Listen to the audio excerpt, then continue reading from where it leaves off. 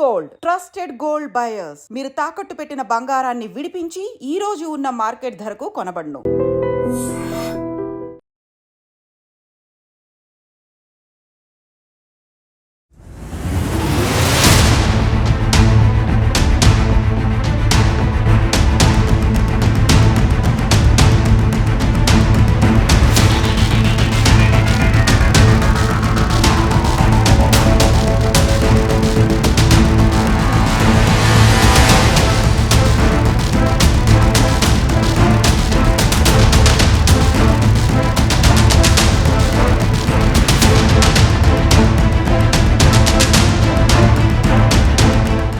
నమస్తే, welcome to I dream. ఈరోజు తెల్లవారుజామున హైత్నగర్ సమీపంలోని కుంట్లూరు గ్రామ శివార్లో ఒక కారు యాక్సిడెంట్ చేయడం జరిగింది. అయితే తెల్లవారుజామున ఈ రోడ్డు సైడు ఆగి ఉన్న డీసీఎం వ్యాన్ని ఒక కారు, ఇక్కడ ఎదురుగా వస్తున్న కారు వచ్చేసి స్పీడ్గా వచ్చిందా లేకపోతే నిద్రమబ్బులో ఉన్నారో తెలియదు కానీ ఘోరంగా యాక్సిడెంట్ కావడం జరిగింది. అందులో 5 ప్రయాణిస్తున్నట్టుగా ఇక్కడ స్థానికులు తెలపడం జరుగుతుంది. అందులో 3 అయితే అక్కడికక్కడే చనిపోయారు. అయితే చనిపోయిన 3ని బయటకు తీయడానికి ఇక్కడ ఉన్న స్థానికులు గడ్డపార్ల సహాయంతో బయటకు తీయాల్సిన పరిస్థితి వచ్చింది. అంటే డోర్లు లాక్ అయిపోయినాయి. అంటే ఎంత ఘోరంగా అయిందంటే మేము చెప్పిన విధానం బట్టి మీకు అర్థం కావాలంటే మీ విజువల్ చూస్తేనే మీకు అర్థమైద్ది. అంటే ఎంత బలంగా గుద్దితే 3ని అందులో ఉన్న చనిపోయిన వాళ్ళని బయటకు తీయాలంటే గడ్డపార్ల సహాయంతో తీయాల్సిన పరిస్థితి వచ్చింది. అంటే ఎంత వేగంగా వచ్చి తగిలితే అంతగా ఇరుక్కుపోయి ఉంటారు, ఎంత కారు నుజ్జు ఉంటుందో. ఒకసారి ఈ డీసీఎం వ్యాను ముందల భాగం చూడొచ్చు, చక్రం ఊడిపోయింది, బెండ్ అయిపోయింది, మొత్తము కింద బ్యాలెన్స్ రాడ్ కూడా ఇరిగిపోయి పడిపోయి ఉందన్నమాట. డీజిల్ కూడా లీక్ అయిపోయింది, ఆయిల్ మొత్తం కారిపోతుంది, అద్దంతో సహా ఇక్కడ ఏం లేదు అసలు. డీసీఎం పరిస్థితి ఇలా ఉందంటే కారు యాక్సిడెంట్ అయిన కారులో ఉన్న వాళ్ళ పరిస్థితి ఎలా ఉందో ఊహించుకోవచ్చు. 3 అక్కడికక్కడ చనిపోవడం జరిగింది. అలాగే ఒక 2 పరిస్థితి విషమంగా ఉందని చెప్పేసి అయితే చెప్తున్నారు. తెల్లవారుజామున జరిగిందని చెప్పేసి చెప్తున్నారు. అయితే యాక్సిడెంట్ జరగగానే ఇమీడియట్లీ ఇక్కడ ఉన్న స్థానికులు 100కు డైల్ చేయడం వల్ల హైత్నగర్ ల్యాండ్ ఆర్డర్ డిపార్ట్మెంట్ వాళ్ళు ఇక్కడ చేరుకోవడం జరిగింది. సంఘటన స్థలాన్ని వాళ్ళు అబ్జర్వ్ చేసినట్టయితే పసుమామల నుంచి కారు రావడం జరుగుతుంది. హైత్నగర్ మెయిన్ రోడ్ నుంచి పసుమామల సైడ్ డీసీఎం అనేది వెళ్ళడం జరుగుతుంది. ఆపోజిట్ డైరెక్షన్లో ఈ యాక్సిడెంట్ కావడం జరిగింది. కారు వేగంగా ఉందా లేదా అనేది ప్రాథమిక విచారణలో మేము తెలుసుకునే ప్రయత్నం చేస్తాం. ప్రజెంట్ అయితే 3 చనిపోయారు, ఒకరికి సీరియస్గా ఉంది, వాళ్ళు ప్రైవేట్ హాస్పిటల్లో అడ్మిట్ కావడం జరిగింది. అయితే చనిపోయిన వారి మృతుల పేర్లు వచ్చేసి చుంచు త్రినాథ్ రెడ్డి, చంద్రసేనారెడ్డి, చుంచు వర్షిత్ రెడ్డి వీళ్ళుగా గుర్తించడం జరిగింది. వీళ్ళనైతే ఉస్మానియా ఆసుపత్రికి పోస్టుమార్టం నిమిత్తం అక్కడికి తరలించడం జరిగిందని చెప్పేసి అయితే పోలీసు వారు తెలపడం జరుగుతుంది.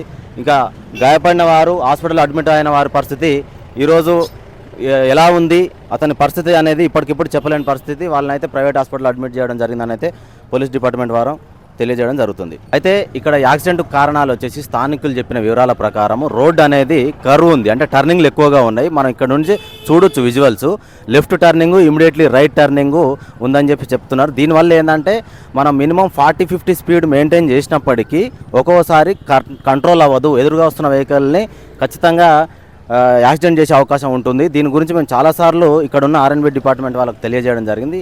అయినా కూడా ఈ రోడ్డు అనేది కరువు అనేది తీసేయలేదు. ఇటు సైడ్ నుంచి కొంచెం బ్రిడ్జ్ అనేది బ్రిడ్జ్ చేయడమా లేకపోతే రోడ్డు ఎక్స్టెండ్ చేయడమా చేస్తే బాగుంటుందని చెప్పినాము. కాకపోతే ఈరోజు జరిగిన ప్రమాదానికి కారణం వేగం అయితే కాదు, టర్నింగ్ ఎక్కువగా ఉండడం వల్ల షార్ప్ టర్నింగ్స్ ఉన్నాయి, వెంటనే టర్నింగ్స్ ఉన్నాయి, లెఫ్ట్ అండ్ రైట్ టర్నింగ్లు ఉండడం వల్ల డీసీఎం అనేది కొంచెం పెద్ద వెహికల్ కాబట్టి అది లాంగ్ కటింగ్ తీసుకుంటూ ఉంటారు. అంటే కొంచెం వెహికల్ మీదికి వచ్చినట్టుగా అనిపిస్తూ ఉంటుంది. ఆ సమయంలో కారుకు రైట్ సైడు, డీసీఎంకు రైట్ సైడ్ 2 ఆపోజిట్ డైరెక్షన్లో వస్తున్నాయి కాబట్టి 2 రైట్ సైడే తగిలినాయి. భారీ యాక్సిడెంట్ అనమాట.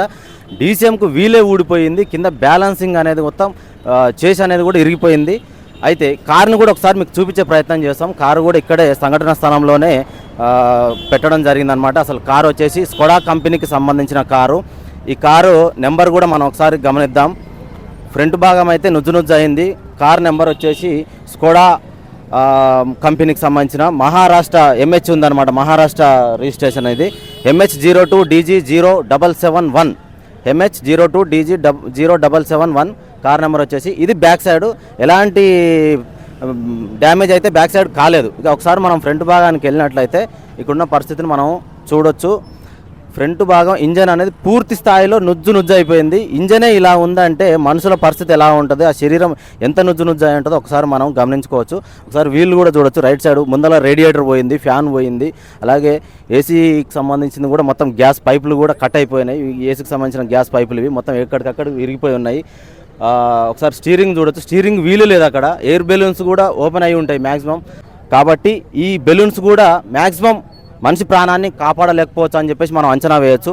ఒకసారి టైర్లను కూడా చూసుకున్నట్టయితే వీల్ బెండ్ అయిపోయింది. రైట్ సైడ్ డోర్ ఇది, డ్రైవింగ్ సీట్ సైడ్ ఉన్న డోర్ ఇది, ఒకసారి గమనించుకోవచ్చు. ఇది టాప్, కార్ టాప్ను కూడా చూడండి ఎలా ఉందో, మొత్తం ఊడిపోయింది, స్టీరింగ్ లేదు, మొత్తం బానౌట్ మొత్తం ఊడిపోయింది, ఇంజన్ మొత్తం నుజ్జు అయింది. ఇది ఇంత ఉందంటే మనుషుల ప్రాణాలు ఎంత కూడా ఒకసారి మనం అంచనా వేసుకోవచ్చు. ముగ్గురు అయితే ఇప్పుడు చనిపోవడం జరిగింది. కొంతమంది ఇద్దరు అంటున్నారు, కొంతమంది ఒక్కరు అంటున్నారు. ఈ ముగ్గురు కూడా అన్నదమ్ముల పిల్లలు, అంటే ఒక్కొక్కరు మాత్రమే కొడుకు అని చెప్పేసి చెప్పడం జరుగుతుంది. అన్నదమ్ముల పిల్లలే. పొద్దున్నే వాళ్ళు జిమ్కి వెళ్ళే క్రమంలో ఈ యాక్సిడెంట్ జరిగిందని చెప్పేసి అయితే చెప్తున్నారు. అయితే ఇక్కడ టర్నింగ్ ఉండడం వల్ల, పూర్తి స్థాయిలో వేగం అని చెప్పేసి కాదు, ఇది టర్నింగ్ ఉండడం వల్ల left to right immediately turnings ఉన్నాయి కాబట్టి పెద్ద వెహికల్ వచ్చినప్పుడు, లారీ కావచ్చు, స్కూల్ వ్యాన్ కావచ్చు, ట్యాంకర్స్ కావచ్చు, వచ్చినప్పుడు లాంగ్ కటింగ్ అనేది తీసుకుంటూ ఉంటారు పెద్ద వెహికల్ వాళ్ళు. అలాంటప్పుడు ఏంటంటే ఎదురుగా వచ్చే వెహికల్, కార్ అయినా ఆటో అయినా కూడా వాళ్ళకు ప్లేస్ అనేది కొంచెం తక్కువగా ఉంటుంది. వాళ్ళు హెవీ వెహికల్ కాబట్టి లాంగ్ కటింగ్ అనేది చేస్తూ ఉంటారు కాబట్టి ఈ ప్రమాదం జరిగి ఉండొచ్చు అనేది చెప్తున్నారు. చనిపోయిన వాళ్ళ ముగ్గురు పోస్ట్ మార్టం నిమిత్తం ఉస్మానియా హాస్పిటల్కి తీసుకెళ్లడం జరిగింది. మిగతా ఒకరినైతే హైత్నగర్ సన్ రైజ్ హాస్పిటల్లో అడ్మిట్ చేయడం జరిగింది. అతను కూడా పరిస్థితి అయితే చాలా సీరియస్గా ఉందని పోలీస్ శాఖ వారు కూడా చెప్పడం జరుగుతుంది.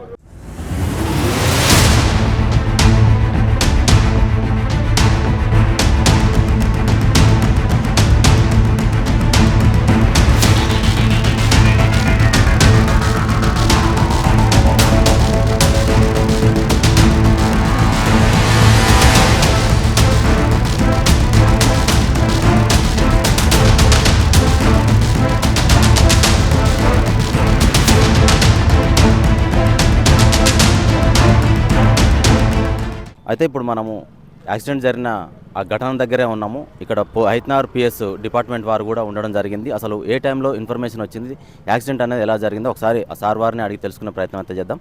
సార్ నమస్తే సార్. చెప్పండి సార్. మాకు 6 గంటలకి వచ్చింది, యాక్సిడెంట్ అయిందని 100 డైల్ కాల్ వచ్చింది. ఓకే, వెంటనే వచ్చినాము. ఆ టైంలో ఒక అతను కార్లోనే చనిపోయి ఉన్నాడు. ఇంక ఇద్దరు చనిపోయారు అని పక్కకు తీసి పెట్టారు. ఇంకొక అతను హాస్పిటల్ తీసుకెళ్లాడు. ఒక ఆయన ఇంజ్యూర్ అయ్యారు. టోటల్ 4 ఉన్నారు అందులో.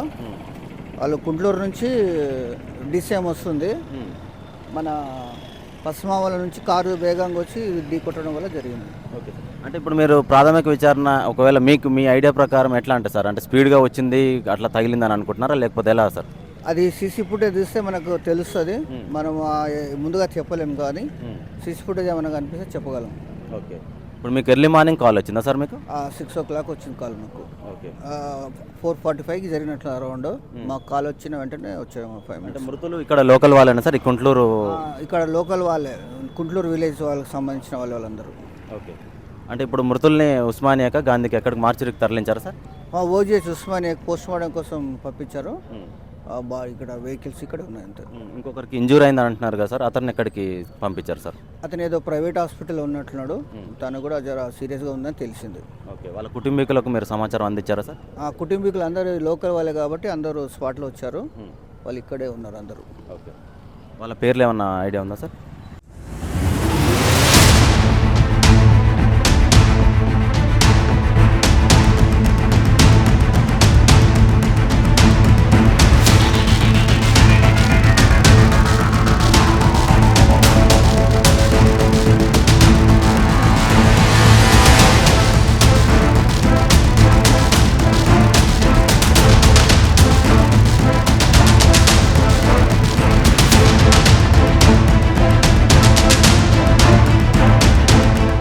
అయితే ఇక్కడ సంఘటన స్థలంలో ఏదైతే యాక్సిడెంట్ జరిగిందో ఒక పెట్రోల్ బంక్ ముందు యాక్సిడెంట్ కావడం జరిగింది అనమాట. ఆ పెట్రోల్ బంక్ యజమాని మనతో పాటు ఉన్నారు. ఒకసారి అన్నని అడిగి తెలుసుకుందాం అసలు ఎప్పుడు జరిగింది, ఏం జరిగిందో. అన్న, ఎప్పుడు జరిగింది అన్న, ఏ టైంలో జరిగింది? ఇది మార్నింగ్ 5:43కి జరిగింది ఇన్సిడెంట్. ఓకే, సో డీసీఎం అలా వస్తుందంటే మన హైదరాబాద్ నుంచి పశ్చిమావల రోడ్డుకి వెళ్తుంది. పశ్చిమావల నుంచి స్కోడా కారు చాలా వేగంతో వచ్చేసి డీసీఎం గుద్దడం జరిగింది. దాంతో స్పాట్ గా 3 చనిపోయారు.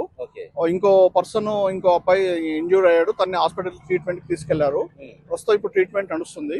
ఆయన ప్రస్తుతానికి ఇప్పుడు సన్ రైజ్ హాస్పిటల్లో ప్రైమరీ ట్రీట్మెంట్ అయిపోయింది. అక్కడ నుంచి యశోద హాస్పిటల్ కి షిఫ్ట్ చేయడం జరుగుతుంది. సో ఆయనకు లోపల కొంచెం ఇంజ్యూరీస్ అయినా, ఆయన కూడా కొంచెం పర్వాలేదని చెప్పేసి డాక్టర్ చెప్పారు. చనిపోయిన వాళ్ళందరినీ ఉస్మానియా హాస్పిటల్ మార్చరీకి తరలించడం జరిగింది. వాళ్ళ పేరెంట్స్ అంతా 4 పిల్లలు కూడా యంగే, ఎవరికి మ్యారేజ్ కాలేదు, చిన్న పిల్లలే. అందరూ కూడా అంతా ఫ్యామిలీస్ చాలా అగ్రికల్చర్ వ్యవసాయం మీద ఆధారపడి ఉన్న కుటుంబాలే వాళ్ళు.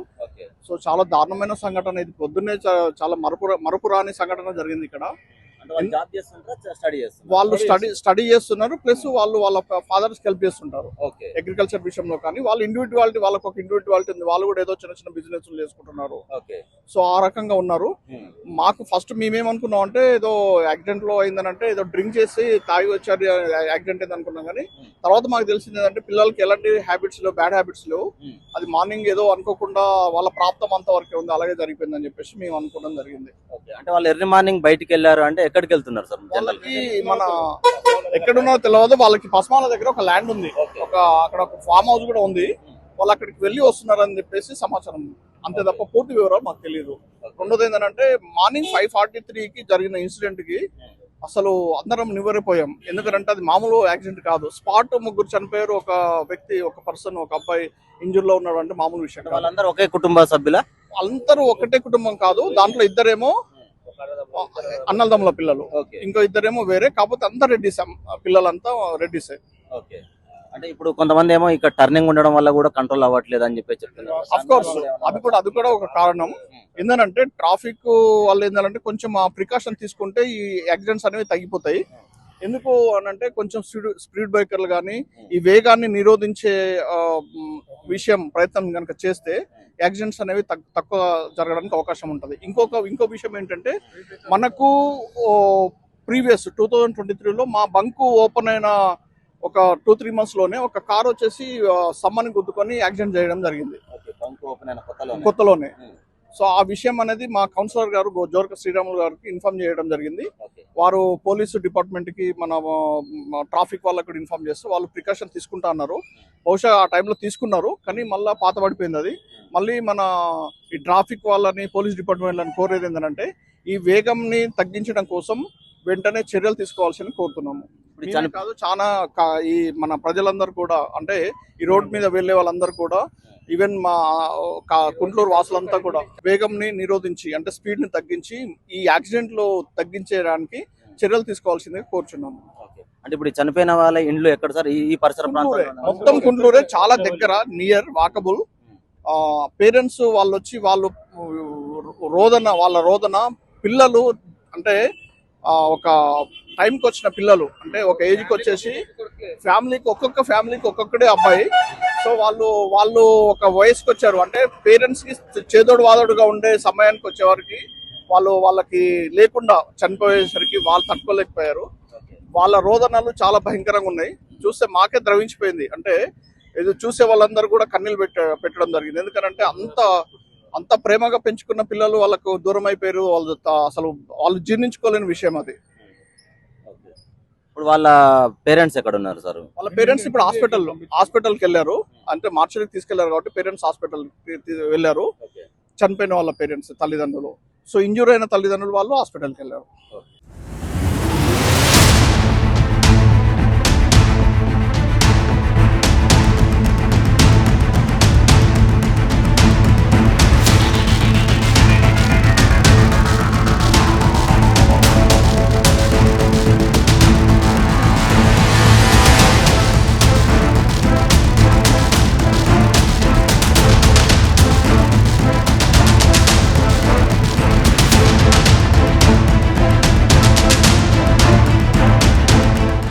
కి వచ్చాను.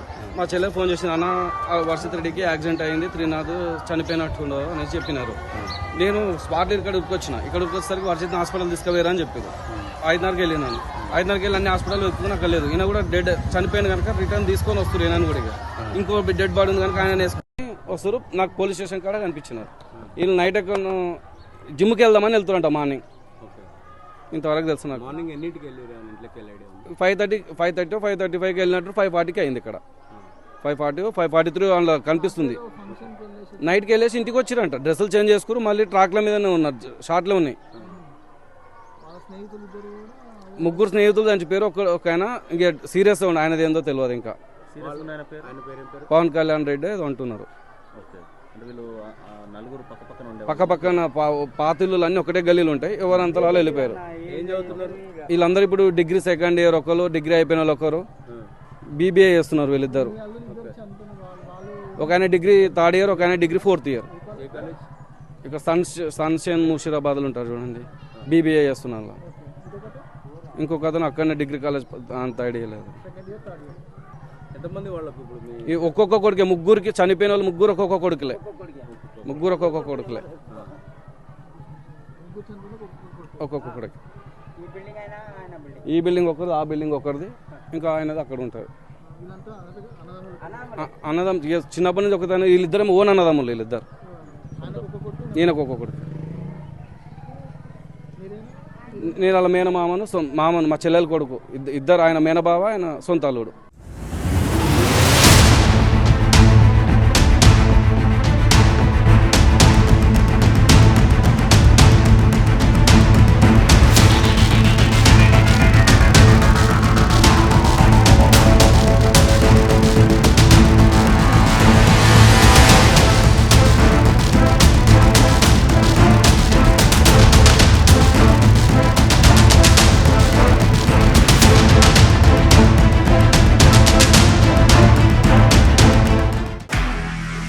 నిజంగా ప్రస్తుతం ఉన్నటువంటి సమాజం దేనికి ప్రయారిటీ ఇస్తుంది? ఆర్థిక సంబంధాల చుట్టూ మాత్రమే తిరుగుతోంది. మళ్ళీ ఎన్నికలంగానే చాలా విరక్తి కలుగుతాం. మంచి అనిపిస్తుంది కదా, లేడీస్ కూడా ఛాలెంజింగ్ జాబ్స్ చేసినప్పుడు చాలా బాగుంటది. ట్రాఫిక్ అసిస్టెంట్స్ గా నియమించిన ట్రాన్స్జెండర్స్ అందరితో సాల్యూట్ చేయించుకుంటున్నారు. ఫుడ్ డెలివరీ ఇవ్వటానికి వెళ్ళినటువంటి డెలివరీ బాయ్ అనిల్ పై కళ్ళ ముందు పెళ్ళండి